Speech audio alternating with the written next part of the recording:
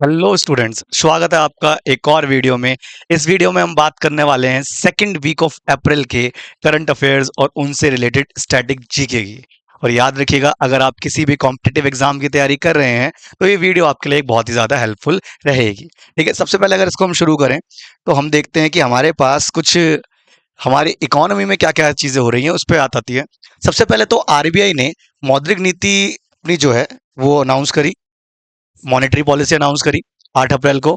और आरबीआई ने जो रेपो रेट है उसे बिल्कुल अनचेंज रखा है, जो कि कितनी है 5.25%। और इस वक्त हमारे लिए आरबीआई के गवर्नर कौन है? संजय मल्होत्रा, जो कि 26th गवर्नर है। और उसके बाद इनके जो प्रमुख निर्णय है वो यही है कि रेपो रेट अभी मेन रहने दो, एज यूजुअल जो पुरानी जैसे चल रही थी उसी को रहने दो, अनचेंज। ठीक है। उसके बाद स्टैटिक जीके की अगर हम बात करें, इससे आरबीआई के इतिहास है, तो आरबीआई की जो स्थापना है वो 1 अप्रैल 1935 की है। उसके साथ साथ इसकी जो स्थापना हुई थी वो हिल्टन यंग कमीशन के रेफरेंस पे या रिगार्डिंग उसके हुई थी। उसके साथ साथ इसका ऐतिहासिक अवसर अगर आप देखोगे तो 2026 में इसने अपने 91 साल पूरे कर लिए हैं। और सीपीआई या फिर मुद्रास्फीति की अगर हम बात करें, इन्फ्लेशन की अगर हम बात करते हैं, तो भारत में इन्फ्लेशन रेट जो बना हुआ है वो 4.6% का अनुमानित है। क्लियर है इतना? उसके बाद आगे इसमें बात करें तो हम देखते हैं कि कुछ पुरस्कार और सम्मान हमारे लिए, दो नाम बहुत जरूरी हैं। पहला नाम है शीतल देवी, जो 19 वर्षीय हैं। इनको कौन सा पुरस्कार मिला है? Para Archer of the year. ठीक है, याद रखिएगा, तीरंदाजी के क्षेत्र में दिया जाता है और ये वर्ल्ड आर्चरी द्वारा सम्मानित दिया है। ठीक है।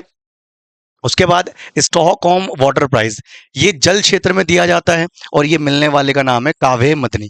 ठीक है, यानी कि वाटर कंजर्वेशन में, जल संरक्षण में इन्होंने बहुत ज्यादा योगदान दिया है।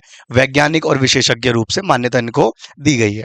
उसके साथ साथ अगला जो हमारे पास आता है, कुछ नियुक्तियां, कुछ अपॉइंटमेंट्स। जैसे पहला नाम आता है ओएनडीसी। ओएनडीसी का मतलब open network for digital commerce. इसके जो सीईओ बने हैं नई, वो हैं विभोर जैन। उसके बाद BPCL, Bharat petroleum corporation limited, इसके जो सीएमडी बने हैं ये बने हैं संजय खन्ना।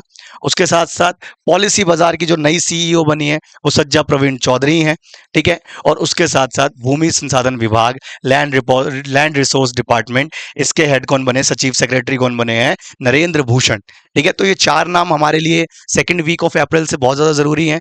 लेकिन अगर आप इनको और डिटेल में देखोगे तो इनको भूमि के रिपोर्ट्स के लिए रखा गया है। ठीक है। तो बेसिक कुछ जानकारी आप इनके नाम से गैस कर सकते हो।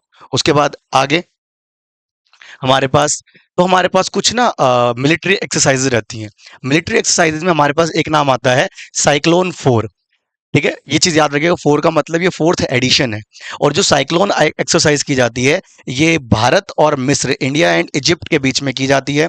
ठीक है। उसके बाद ये 9 से 17 अप्रैल 2026 तक चल रही है और ये चल रही है मिस्र के अंशास में। ठीक है, मिस्र के अंसास में, दोनों देशों के बीच में आसन चलता रहता है और ये हमारा फोर्थ एडिशन है, फोर्थ संस्करण है। उसके बाद वरुण वरुण जो अभ्यास है ये एक नेवल एक्सरसाइज है, ये नौसेना के अभ्यास की है और ये भारत और फ्रांस के बीच में देखने को मिलती है। और इसमें भारत की तरफ से लीडरशिप कौन कर रहे हैं? भारतीय नौसेना प्रमुख एडमिरल आर हरि कुमार। ठीक है। और याद रखिएगा, ये पूरी तरह से सहयोग आधारित है और ये हिंद महासागर में समुद्री कौशल का प्रदर्शन है। लाइक दोनों नेवी अपने अपने एक्सरसाइज कर रही है मिलके सपोर्ट में। ठीक है। उसके साथ आगे इसमें बात करें तो हमें देखने को मिलती है कुछ बुक्स। बुक्स में पहला नाम आता है Atal Bihari Vajpayee, the eternal statesman. इनकी राइटर कौन है? विजय गोयल। देखो पेपरों में ना एक दिक्कत क्या होती है, जिसके नाम पर बुक है लोग उसे बायोग्राफी सुन के ना उन्हीं का नाम डालते थे कि उन्होंने खुद लिखी थी, जबकि ऐसा नहीं है। ठीक है। Atal Bihari Vajpayee the eternal statesman के राइटर कौन है? विजय गोयल। और दूसरी the sage who reimagined Hinduism, इसके राइटर कौन है? डॉक्टर शशि थरूर। ठीक है। और ये श्री नारायण गुरु की जीवनी है, बायोग्राफी है उनकी। ठीक है। उसके बाद आगे हमारे पास जो अगला आता है, कुछ इंपॉर्टेंट डेट्स की बात करें। 1 अप्रैल हमारा रहता है बेटा उत्कल दिवस, यानी उड़ीसा का स्थापना दिवस। आरबीआई की स्थापना रहती है इसमें। 2 अप्रैल जो रहता है विश्व ऑटिज्म जागरूकता दिवस। 4 अप्रैल जो रहता है हमारे लिए अंतर्राष्ट्रीय खदान जागरूकता दिवस, माइनिंग के लिए रहता है। उसके बाद 5 अप्रैल जो है राष्ट्रीय समुद्री दिवस है। उसके बाद 6 अप्रैल आता है विकास और शांति के लिए खेल का अंतर्राष्ट्रीय दिवस। 7 अप्रैल हमारा वर्ल्ड हेल्थ डे रहता है। ठीक है, विश्व स्वास्थ्य दिवस रहता है। उसके बाद 6 अप्रैल ही अगेन हमारे लिए विकास और शांति के लिए, और 9 अप्रैल जो रहता है सीआरपीएफ का शौर्य दिवस देखा जाता है। 10 अप्रैल विश्व होम्योपैथी दिवस। और उसके बाद 11 अप्रैल राष्ट्रीय सुरक्षित मातृत्व दिवस के रूप में देखा जाएगा। और 12 अप्रैल हमारा अंतर्राष्ट्रीय मानव अंतरिक्ष उड़ान दिवस के रूप में देखा जाता है। ये कुछ डेट्स, ठीक है। अगेन कह रहा हूँ कि सिर्फ ज्यादा चीजें आपको करंट अफेयर्स में करने की जरूरत नहीं होती, रटने की जरूरत नहीं होती। आप सुबह शाम बस दो चीजें देखते रहो, ठीक है। आज अगर आप ये वीडियो देख रहे हो तो रात को सोने से पहले भी थोड़ा एक बार देख लीजिएगा, आपको इतना क्लियर है। क्योंकि आप एग्जैक्टली श्योर थोड़ी हो कि जो मान लीजिए 1000 चीजें आप पढ़ के गए कि 1000 में गारंटी है 25 आ जाएंगे पेपर में, ठीक है, मुश्किल से 10 आएंगे क्या पता, ठीक है। तो इसीलिए जो चीजें आपने पढ़ी हैं, देखी हैं, वो जब दोबारा एग्जाम में आप देखोगे तो आप वहां पर आंसर दे सकते हो। इसलिए रटने जाओगे तो बेटा कभी जीएस, स्टैटिक जीके या करंट अफेयर्स में आपका भला हो ही नहीं सकता, ठीक है।